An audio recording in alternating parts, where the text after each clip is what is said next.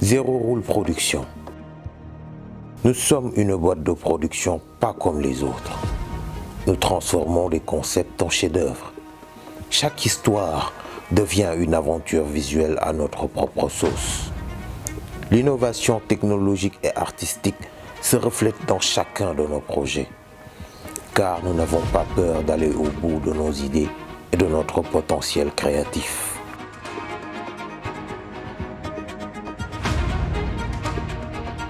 Et ce que j'aime chez eux, c'est surtout ils font des films qui sont différents par rapport aux autres, quoi. On a l'habitude de voir. Lorsqu'un roi vénère un dieu démoniaque, son royaume ne peut que sombrer dans le chaos maléfique. Mais contre toute attente, un sang mêlé, banni, devient un Akamo. Ainsi, le vent de la révolte se répand comme une traînée de poudre.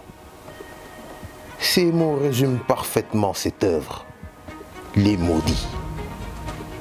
Man nag en tant qu'acteur principal, bon vraiment li ma ci gën a neex mooy même man mi dama ciy jàngee yeneen personnages africains yoo xamante ni jaar nañ fi ba jàll te xawma leen woon.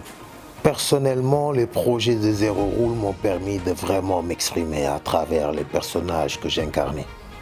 C'était trop fun, trop cool. Il est plaisant de pouvoir travailler avec des gens qui puissent faire ressortir le meilleur en toi. Et c'est ça la différence. Rêve et ambition. Rêve et ambition beneen dimension la. Il y a beaucoup de différences avec les séries yi nga xamante ni ñoom laa faral di gis. Dans la caverne des hyènes, pour survivre, il faut tuer la faiblesse en soi. Les hyènes accueillent avec le feu. Ils flairent la trahison. Dans leur tanière, c'est la loi du plus fort. Tuer ou être tué. Car ceux qui entrent dans leur jeu finissent tous par perdre. Ils détiennent le pouvoir de mystifier. muy côté thème acteurs yi mu dajale ak sujet yi muy traité lenn moom leer na ma mooy bu génnee dina neex gars yi te li gars yi di xaar ci côté cinéma fii nii dinañ ko am parce que film bi beneen dimension la.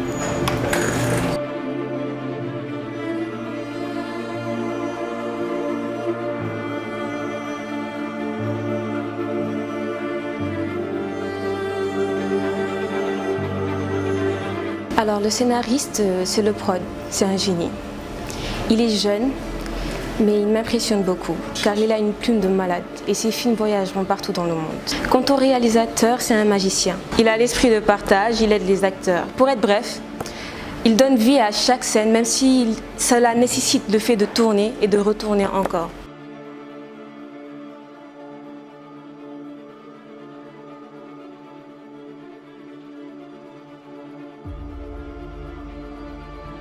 Au début, gëmuma woon ne dinaa si bokk. Après bi ma sélectionné, ça m'a fait plaisir. Ndax rêve la woon ma bokk ak plateau acteurs yu mag yi. Samir aussi doon nit ku oyof ku simple baax. Boole ma si équipe bi ba tey on est devenu une famille.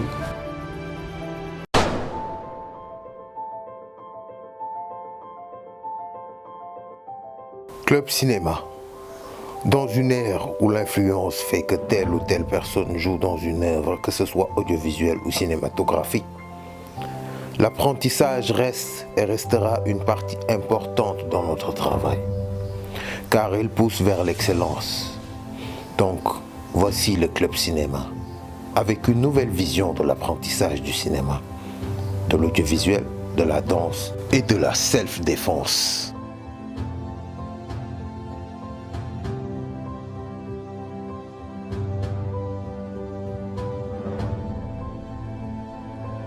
sunu souhait bi gën a mag mooy laal public international bi dañoo bëgg Club Cinéma ak Zéro Roule nekk benn monument ci Afrique ak Europe.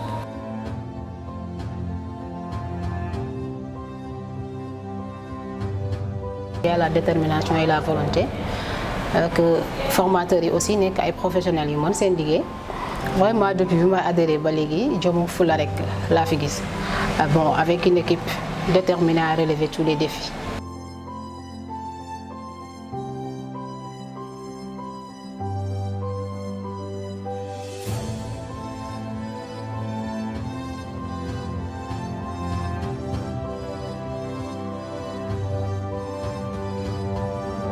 beaucoup de choses mais du lépp lañ mën a wax mais di ngeen gis ay affaires yu bees tax ay thèmes différents de l'action et beaucoup de surprises avec ce club de cinéma.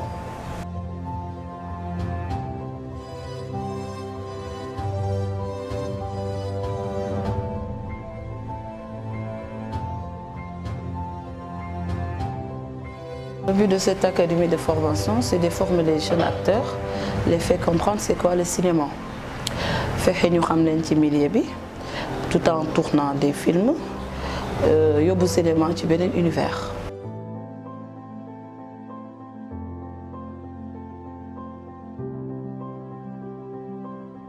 Être acteur n'est pas facile. Il faut d'abord connaître ce qui est l'actorat et de pouvoir l'assimiler. Donc, je dis aux jeunes talents et acteurs d'aller se former. Notre vision, c'est de vous donner la qualité, ay produits yu am originalité. En plus, dinañ fexe aussi ba académie bi nekk miroir cinéma sénégalais pour la fierté de tous.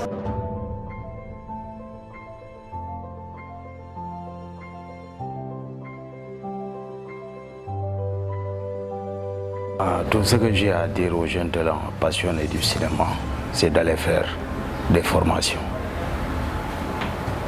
C'est l'essentiel.